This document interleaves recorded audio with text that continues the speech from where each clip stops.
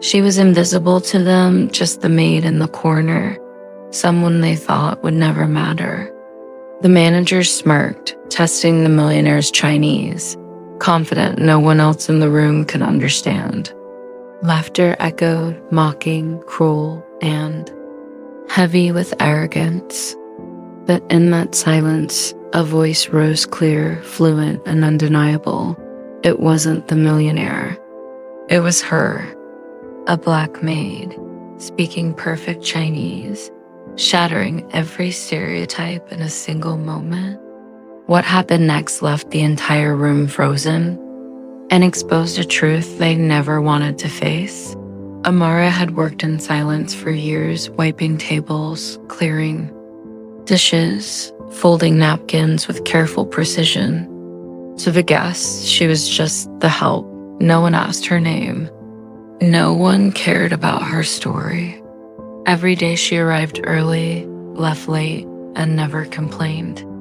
But behind those quiet eyes was a woman who had lived across 3 continents, survived poverty, and mastered 5 languages. This evening was no different, or so it seemed.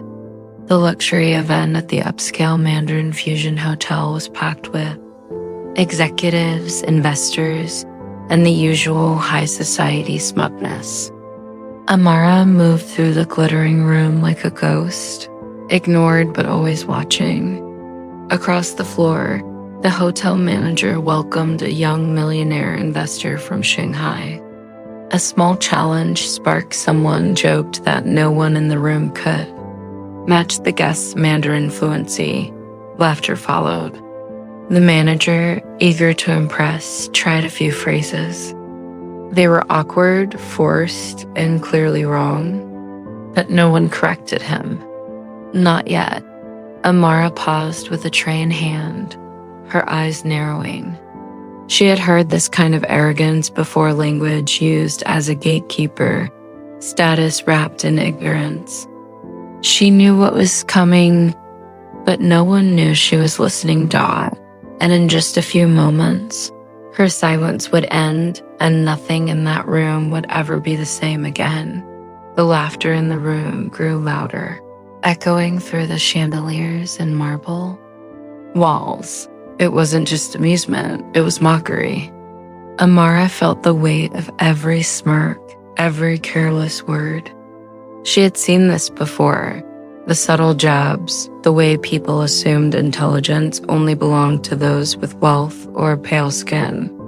Tonight was no different. The manager stumbled through another phrase, his tones flat and mismatched. Yet instead of correcting him, the crowd rewarded his effort with applause, eager to preserve the illusion of superiority. Amara knew better. Each mistake made her stomach twist, not because of his broken Mandarin, but because of the arrogance behind it. They believed they were untouchable, immune to being challenged. One of the guests leaned back in his chair, swirling his wine. "See," he chuckled, "languages are for the educated. Our friend here can manage, but certainly no one else in this room." His eyes scanned the crowd deliberately, pausing for effect. And then they landed on Amara. The laughter quieted, but the smirks remained. A maid? A black woman? The unspoken judgment filled the air. She couldn't possibly understand, let alone respond. She was furniture to them, nothing more. Amara's heart pounded, but she held her silence.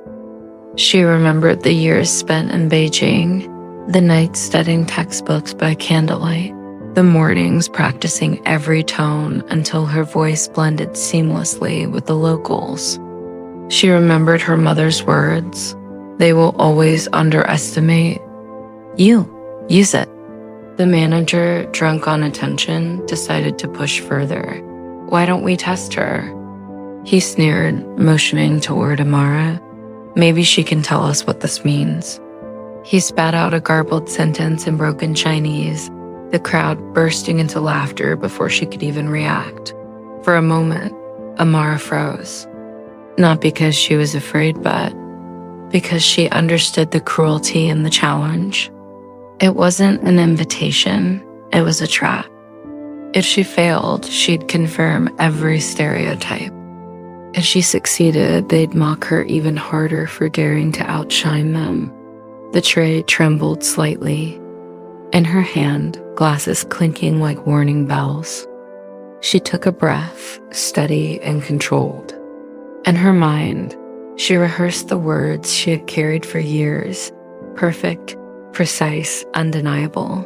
And then she looked up, her eyes locking on the manager's.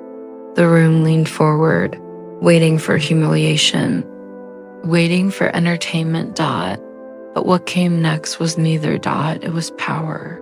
The room fell into silence as Amara straightened her back and placed the tray gently on the nearest table. Every eye locked on her, expecting a stumble, a joke, a spectacle.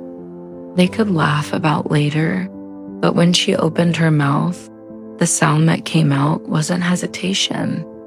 It was flawless Mandarin tones, crisp, sentences flowing like water.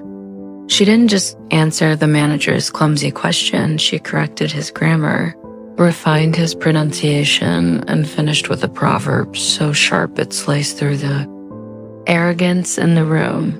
Gasps erupted. Wine glasses froze mid-air.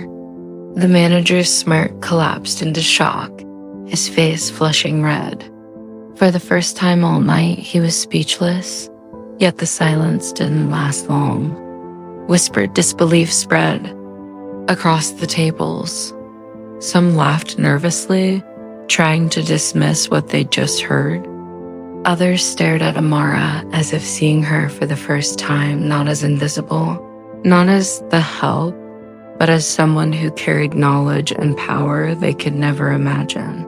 The millionaire from Shanghai leaned forward, his eyes wide not with mockery, but with respect. He responded to her, testing, probing. Amara replied effortlessly, holding her ground with poise.